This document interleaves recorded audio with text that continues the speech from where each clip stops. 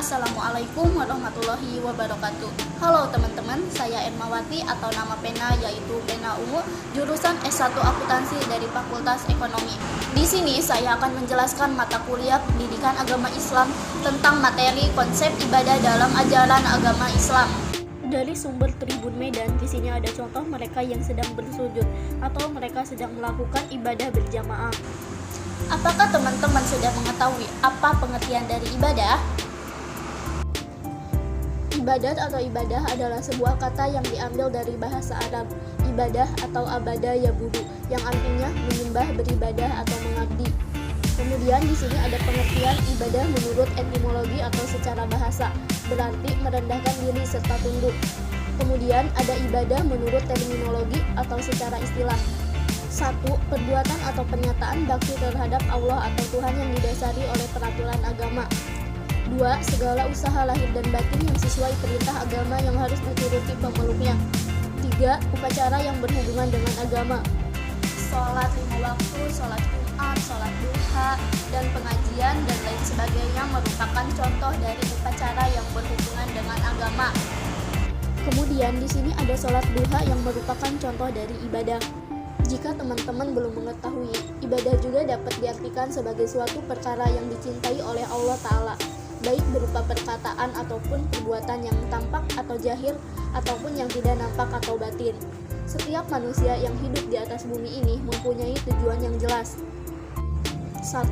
Mengabdikan dirinya kepada Allah Subhanahu wa Ta'ala melalui ibadah yang dijelaskan menurut surat Adz-Dzariyat ayat 56. A'udzubillahi minasyaitonir rajim. Bismillahirrahmanirrahim. Wa ma khalaqtul jinna wal insa illa liya'budun.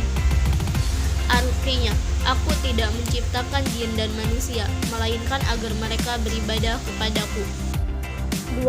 Menjadi khalifah atau pemimpin dan mengurus bumi ini mengikut peraturan Allah Subhanahu wa Ta'ala dijelaskan dalam surat Al-An'am ayat 165. A'udzubillahi minasyaitonir rajim.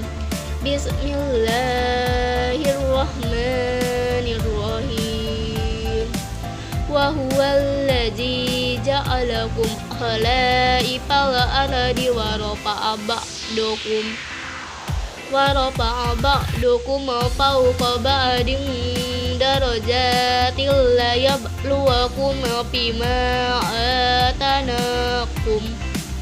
Inna rabbaka sari'ul iqabi wa innahu laghafurur rahim. Dan dialah yang menjadikan kamu penguasa-penguasa di bumi, dan dia meninggikan sebahagiaan kamu atas sebahagiaan yang lain beberapa derajat, untuk mengujimu tentang apa yang diberikannya kepadamu. Sesungguhnya Tuhanmu amat cepat siksaannya, dan sesungguhnya Dia Maha Pengampun lagi Maha Penyayang. Jika teman-teman sudah mengetahui pengertian dari ibadah, kemudian lebih lengkapnya di sini ada dasar dan hukum ibadah. Dasar hukum atau dalil perintah pelaksanaan ibadah adalah nas Al-Quran. Syariat Islam yang utama adalah Al-Quran. Oleh karena itu, dasar hukum beribadah yang pertama adalah ayat-ayat Al-Quran. Adapun ayat-ayat yang menyatakan perintah untuk melaksanakan ibadah tersebut diantaranya sebagai berikut. 1. Surat Yasin ayat 60. 2. Surat Adz-Dzariyat ayat 56. 3. Surat An-Nahl ayat 36. 4. Surat Al-Anbiya ayat 25. 5. Surat Al-Anbiya ayat 92. Kemudian di sini ada hukum ibadah. Hukum melaksanakan ibadah ada 4, yaitu 1. Wajib. Ketentuan syar'i yang menuntut para mukallaf untuk melakukannya dengan tuntutan yang mengikat serta diberi imbalan pahala bagi yang melakukannya dan ancaman dosa bagi yang meninggalkannya seperti sholat, puasa, zakat, haji, dan sebagainya. Kedua, sunnah. Ketentuan syar'i tentang berbagai amaliyah yang harus dikerjakan mukallaf dengan tuntutan yang tidak mengikat, dan pelakunya diberi imbalan pahala tanpa ancaman dosa bagi yang meninggalkannya, seperti membaca Al-Quran, puasa Senin dan Kamis, iktikaf, sedekah, dan sebagainya. 3. Haram. Apa itu haram? tuntutan syar'i kepada mukallaf untuk meninggalkannya dengan tuntutan yang mengikat, beserta imbalan pahala bagi yang mematuhi untuk meninggalkannya dan balasan dosa bagi yang tidak mematuhi untuk meninggalkannya, seperti zina, mencuri termasuk korupsi, merampok, menipu, dan sebagainya. Dan yang terakhir atau keempat ada makruh, tuntutan syar'i kepada mukallaf untuk meninggalkannya dengan tuntutan yang tidak mengikat, beserta imbalan pahala bagi yang mematuhi untuk meninggalkannya dan tidak berdosa bagi yang tidak mematuhi untuk meninggalkannya, seperti memakan bawang, merokok, memakan kepiting, dan sebagainya. Dan dilengkapi oleh ruang lingkup ibadah. Menurut Ibnu Taimiyah, tahun 661 sampai 728 Hijriah atau 1262 sampai 1327 Masehi, yang dikemukakan oleh Ritonga, ruang lingkup ibadah merupakan mencakup semua bentuk cinta dan kerelaan kepada Allah. Cinta tersebut baik itu dalam perkataan maupun dalam perbuatan, lahir maupun batin.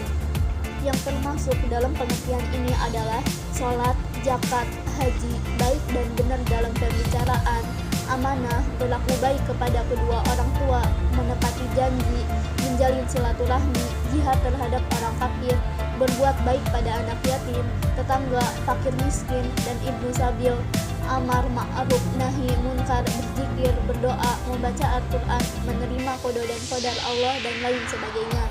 Pada kesimpulannya, menurut Ibnu Taimiyah, ruang lingkup ibadah cakupannya sangatlah luas. Bahkan menurut Ibnu Taimiyah, semua ajaran agama termasuk ke dalam ibadah. Akan tetapi untuk mempermudah akan diklasifikasikan. Klasifikasi ruang lingkup menjadi sebagai berikut. 1. Kewajiban-kewajiban atau rukun-rukun syariat, yakni sholat, zakat, puasa, dan haji. 2. Tambahan dari kewajiban-kewajiban dalam bentuk ibadah sunnah, yakni berzikir, membaca Al-Quran, berdoa, dan istighfar. 3. Segala hal yang dalam bentuk hubungan sosial yang baik dan pemenuhan hak-hak manusia seperti berbuat baik kepada kedua orang tua, menyantuni anak yatim, fakir miskin, ibnu sabil, menjalin silaturahmi, dan lain sebagainya. 4. Akhlak insaniyah, yakni yang bersifat kemanusiaan. Contohnya, menjalankan amanah, menepati janji, benar dalam berbicara, dan lain sebagainya.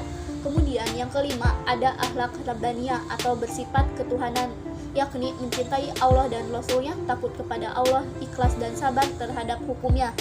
Kemudian di sini ada sistematika ibadah, sebagaimana yang dikemukakan oleh Wahbah Juhaili adalah sebagai berikut. 1. Ada taharoh, 2. Ada sholat, 3. Ada penyelenggaraan jenazah, 4. Ada zakat, 5. Ada puasa, 6. Ada haji dan umroh, 7. Ada iktikaf, 8. Ada sumpah dan kafarah. Kemudian ke-9 ada nazar, dan ke-10 ada kurban dan akikah. Sebelum penutupan, izinkan saya untuk menyampaikan kesimpulan. Ibadah adalah perintah Allah. Contohnya yang paling mudah adalah sholat. Sekian penyampaian materi tentang konsep ibadah dalam ajaran agama Islam. Kurang lebihnya mohon maaf, semoga kalian dapat memahami. Wassalamualaikum warahmatullahi wabarakatuh.